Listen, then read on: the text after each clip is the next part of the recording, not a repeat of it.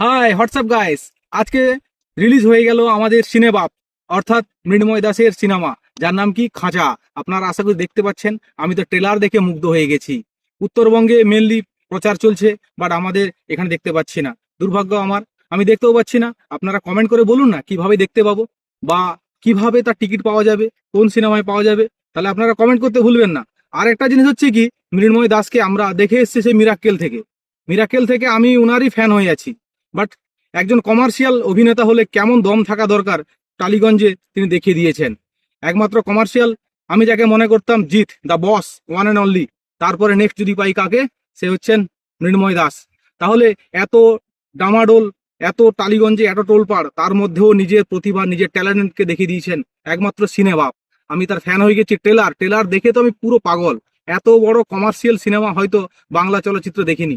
একমাত্র করে দেখিয়েছিলেন জিদ্দা, সঙ্গে দেবদাও নিশ্চয়ই কমার্শিয়াল অভিনেতা। আর আমাকে লিঙ্কটা পারলে ভালো হয়, দেখে দিবেন।